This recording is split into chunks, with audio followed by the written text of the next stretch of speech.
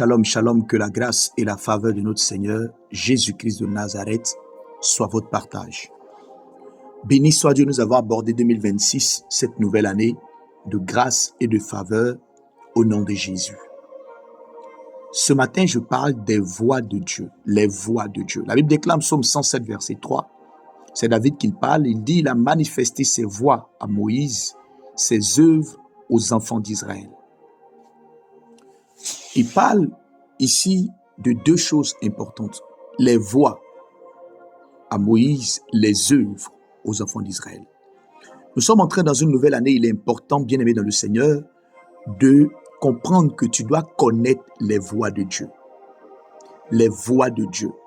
À Moïse, Moïse était un homme de Dieu. Moïse était un serviteur de Dieu. Moïse était un homme de la montagne. À lui, Dieu a révélé ses voix. Les voix de Dieu, c'est quoi? Les voix de Dieu, c'est connaître les voix de Dieu, c'est connaître les projets de Dieu. Connaître les voix de Dieu, c'est avoir la lecture des temps et des circonstances, n'est-ce pas? Comme les fils d'Issachar. Connaître les voix de Dieu, c'est connaître les projets de Dieu en vue de s'y aligner. Connaître les voix de Dieu, c'est être capable de saisir la direction divine, les orientations de Dieu par rapport à ta vie, à tes entreprises, à tes projets. Connaître la voix de Dieu pour toi. Connaître les voix de Dieu, c'est connaître les secrets du royaume. Alléluia. Et cela, n'est-ce pas, a comme avantage le fait de te rendre autonome. Le fait de te rendre quelqu'un, n'est-ce pas, qui sait quoi faire à n'importe quelle situation, face à n'importe quelle situation, dans n'importe quelle difficulté. Connaître les voix de Dieu te donne d'avoir un discernement aiguisé pour savoir dans chaque circonstance qu'est-ce qu'est la volonté de Dieu. Connaître les voix de Dieu facilite l'approvisionnement. David disait d'ailleurs, Psaume 23, l'Éternel est mon berger, donc celui dont je suis les voies, je ne manquerai de rien. Les voies de Dieu conduisent à la provision divine. Alléluia. Les voies de Dieu permettent de vivre dans le surnaturel comme étant votre naturel. Un homme comme Moïse connaissait les voies de Dieu. Il vivait le surnaturel comme étant naturel.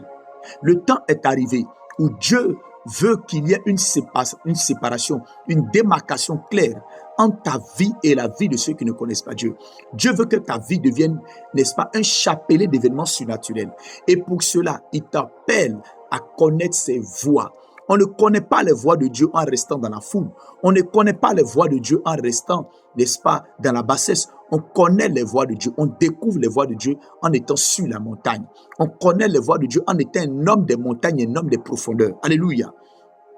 Beaucoup d'enfants de Dieu chaque année souhaitent voir les œuvres de Dieu, souhaitent voir les œuvres de Dieu, les miracles. Je veux que telle chose se passe dans ma vie. Je veux avoir ceci. Je veux que telle chose, n'est-ce pas, se produise. Je veux avoir une percée dans tel domaine de ma vie. Ce sont les enfants qui cherchent les voies de Dieu. Ceux qui courent de miracle en miracle, là, ce sont des enfants. La Bible déclare à manifester ses voies, ses œuvres aux enfants.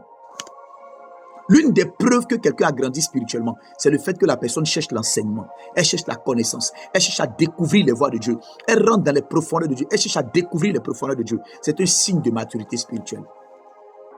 Mais courir de gauche à droite à la recherche de miracles est un signe d'enfantillage.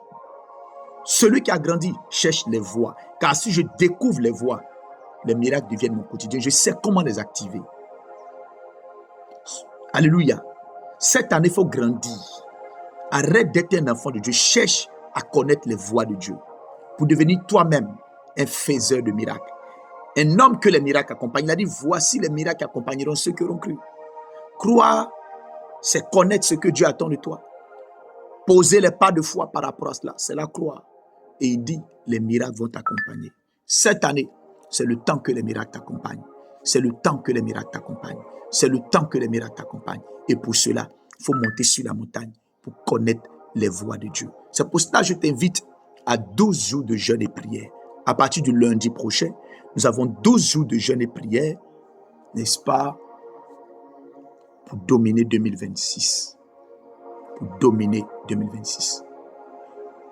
Et je t'invite à y être, à être présent, à participer. Ce sera pour toi 12 jours sur la montagne pour saisir les voies de Dieu pour chaque année, ou du moins pour chaque mois de cette année, pour chaque période.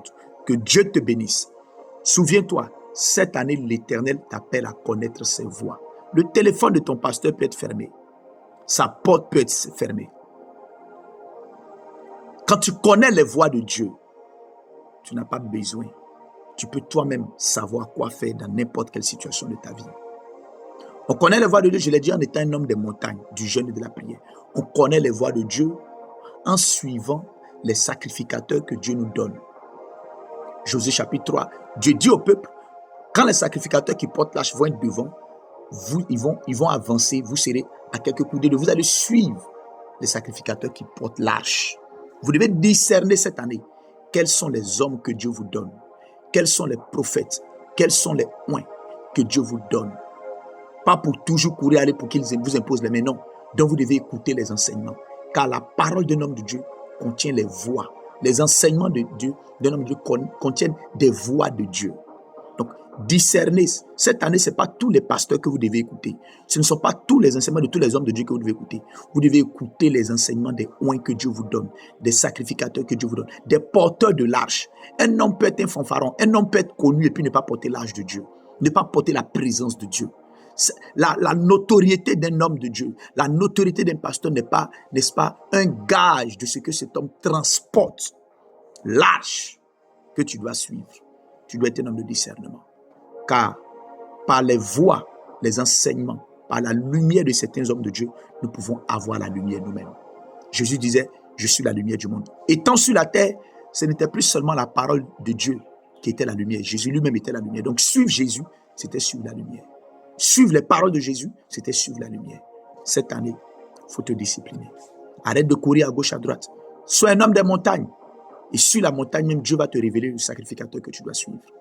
Cette année, écoutez les enseignements, recevoir ses prières, semer dans sa vie, afin que la gloire de Dieu et toutes les promesses que Dieu a pour toi puissent s'accomplir. Je te donne rendez-vous pendant ces 12 jours. Tu auras certaines profondeurs et certains secrets pour t'aider à maximiser, à tirer le meilleur de cette année 2026. Au nom de Jésus. Votre serviteur, pasteur Christ Samson, plus 225 07 47 26 26 78. Vous pouvez nous suivre sur, n'est-ce pas, Facebook, sur TikTok et partager tous ces messages pour que la gloire de Dieu se manifeste aussi dans vos vies et dans la vie de ceux que vous aimez au nom de Jésus. Shalom.